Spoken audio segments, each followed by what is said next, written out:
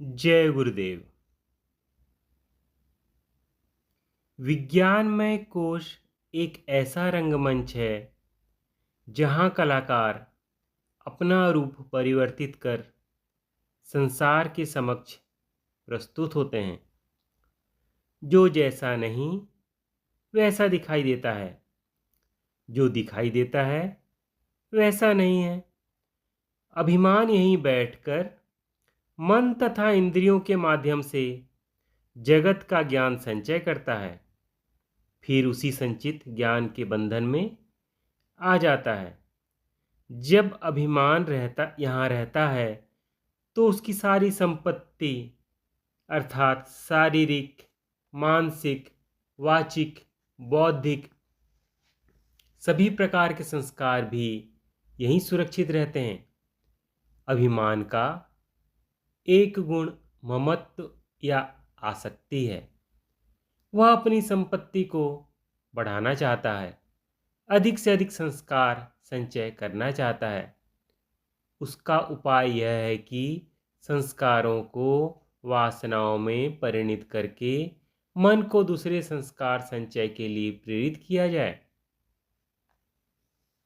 अब अंतर शक्ति जागृत होती है तो आसक्ति तथा अभिमान के संस्कारों को वासना का रूप देने के कार्य में विघ्न बनकर खड़ी हो जाती है। जागृत शक्ति संस्कारों को क्रियाओं के माध्यम से क्षीण करना चाहती है। अभिमान अंतर्विधि का महादैत्य है जो संस्कारों को बढ़ाना चाहता है। कई विकार तथा अवगुण बलशाली योद्धा के रूप में उसके सहायक हैं। जो शक्ति प्रसुप्त होने पर अभिमान की आज्ञाकारिणी सेविका थी, वह जागृत होकर अभिमान को चुनौती देने लगती है। दोनों का द्वंद्व चलने लगता है। इस परस्पर संघर्ष में एक मोर्चा ऐसा है जहां अभिमान सुविधाजनक स्थिति में है और वह है प्रारब्ध, जो संस्कार वासना तथा मानसिक संकल्प के स्तरों को पार कर फल देने के लिए उद्यत है। वही प्रारब्ध है। शक्ति को विवेक के द्वारा प्रारब्ध फल में अनासक्ति का समावेश करना पड़ता है, जिसके लिए उसे साधक के सहयोग की आवश्यकता होती है। एक साधक के सहयोग की आवश्यकता क्या उन संस्कारों के क्षय में भी होती है जो वासना की ओर न जाकर सीधे क्रियाओं में परिणत हो जाते हैं? वह सहयोग साक्षी भाव है। महाराष्ट्री क्रियाओं में परिणत होने वाले संस्कारों के क्षय में केवल साक्षी भाव तथा समर्पण की आवश्यकता होती है, जबकि प्रारब्ध क्षय के लिए अनासक्ति, चित्त का संतुलन, साक्षी भाव एवं समर्पण सभी आवश्यक है। इसलिए प्रारब्ध का क्षय अपेक्षाकृत अधिक कठिन है, अन्यथा संस्कार संचय होने लगता है। विज्ञानमय कोश ऐसे सरोवर के समान है जिसमें अभिमान रूपी मगरमच्छ निगल जाने के लिए हरदम तैयार रहता है। ऐसे चंद्रमा के समान है जिसमें अपना कोई प्रकाश नहीं तथा जो सूर्य के प्रतिबिंब प्रकाश से ही प्रकाशित होता है। ऐसे बहुरूपी के समान है जिसका कोई राज्य नहीं, किंतु जन समाज के समक्ष अपने आप को राजा के रूप में उपस्थित करता है। ऐसा कीचड़ है जो स्वयं तो गंदा है ही, दूसरे को भी गंदा कर देता है। ऐसे बातूनी के समान है जो करता कुछ भी नहीं, किंतु दूसरों द्वारा किए गए कर्मों का श्रेय लूटता है। ऐसे दंभी के समान है जिसके घर में खाने को एक दाना भी नहीं, किंतु बाहर लाखों की बातें करता है। विज्ञानमय कोश दिखावे, दंभ तथा झूठ का अखाड़ा है, किंतु जागृत शक्ति का एक पड़ाव होने से सत्य तथा आनंद की ओर जाने का एक महत्वपूर्ण संकेत भी है। एक भक्त किंतु ऋतंभरा प्रज्ञा बुद्धि की ऐसी अवस्था कही जाती है जो जीव तथा जगत की प्रकट अप्रकट अवस्था में नित्य स्थिर रहने वाले ऋतु अर्थात ब्रह्म की ओर संकेत करती है। महाराज, क्या बुद्धि शक्ति के संयोग के बिना कार्यशील हो सकती है? बुद्धि के ऋताभिमुख होने के लिए शक्ति का ऋताभिमुखी होना आवश्यक है। दूसरे शक्ति ज्ञानवती है। बुद्धि जो कि जड़ चित्त का एक अंग है, चेतन कैसे हो सकती है? बुद्धि का ऋताभिमुख होने का अर्थ है ज्ञानवती शक्ति का ब्रह्म की ओर प्रवाहित होना। हर शास्त्र का अपना ढंग होता है, अपनी शब्दावली होती है तथा अपना सिद्धांत होता है। देखने में विभिन्न शास्त्र परस्पर विरोधी भी प्रतीत हो सकते हैं। जब तक उनमें समन्वय बुद्धि प्रकट नहीं हो जाए, तब तक साधक के लिए विभिन्न शास्त्र एक झमेला है। जब तक अन्नमय कोश, मनोमय कोश तथा विज्ञानमय कोश का शुद्धिकरण नहीं हो जाता, तब तक न वास्तविक समन्वय बुद्धि उदय होती है तथा न ही शास्त्र की समझ आती है। एक भक्त, महाराज जी, अहंकार अभिमान के स्तर तक नीचे कैसे उतर आता है? महाराज जी, मैं कह ही चुका हूं कि अहंकार में राग द्वेष का मिश्रण अहंकार को अभिमान बना देता है। अब मैं इसको थोड़ा विस्तार से समझा कर कहता हूं। सबसे प्रथम जीव चैतन्य शक्ति से युक्त होकर चित्त के द्वारा जगत को देखता है तो संसार उसे अपने से भिन्न दिखाई देता है।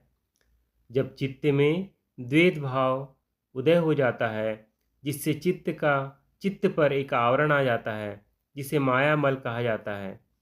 द्वैत रूपी मायामल से युक्त होकर पुनः जब जीव जगत को देखता है तो चित्त में यह भाव उदय होता है कि जगत कितना बड़ा है तथा मैं कितना छोटा हूँ, जबकि वास्तविकता इसके विपरीत है।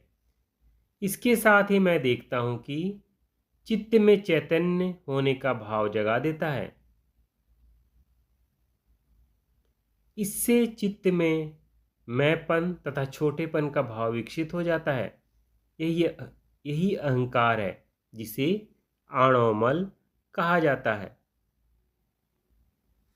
यही आणोमल ही जीव भाव है। यह बात मैं कई बार कह चुका हूं कि शक्ति के संयोग के बिना कोई क्रिया संभव नहीं। चित्त में जीवत्व का उदय भी शक्ति की एक क्रिया है। मायामल तथा आणोमल से युक्त चित्त जब जगत की ओर देखता है तो कुछ पदार्थ उसे अच्छे लगते हैं, कुछ अच्छे नहीं लगते। यहाँ से राग द्वेष का क्रम चल निकलता है। अच्छे लगने वाले पदार्थों, वस्तुओं को प्राप्त करने का यत्न तथा जो अच्छे नहीं लगते उन्हें अपने मार्ग से हटाने का उपक्रम होने लगता है। यह राग द्वेष का भाव ही अहंकार के स्तर को अभिमान के स्तर तक उतार कर नीचे ले आने का कारण है। विज्ञानमय कोश पर जागृत शक्ति का कार्य बड़ा कठिन है। संस्कारों की पुरानी जमी हुई जड़ों को खोद खोद कर बाहर निकालना पड़ता है। जब संस्कारों की पुरानी जड़ें बाहर निकलती हैं तो अभिमान उन्हें वासना का रूप देने के लिए लपकता है। शक्ति उन्हें अभिमान के आक्रमण से बचाकर क्रिया के रूप में परिवर्तित करने का क्रम बनाए रखती है। एक प्रकार से यह कोश अभिमान तथा शक्ति के संघर्ष की रणस्थली है। यह आंतरिक संघर्ष सदैव ही जगत से गुप्त बना रहता है। इसलिए इस विद्या को गुप्त विद्याओं की राजा कहा जाता है। इस संघर्ष में अभिमान लहूलुहान होकर भी संघर्षशील रहता है।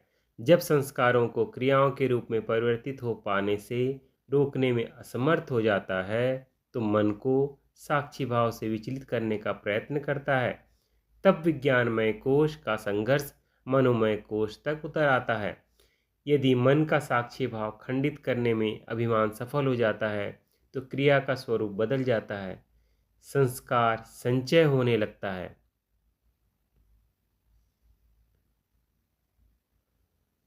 दीर्घकालीन समर्पण युक्त साधन के पश्चात विज्ञानमय कोश का रूपांतरण होने लगता है।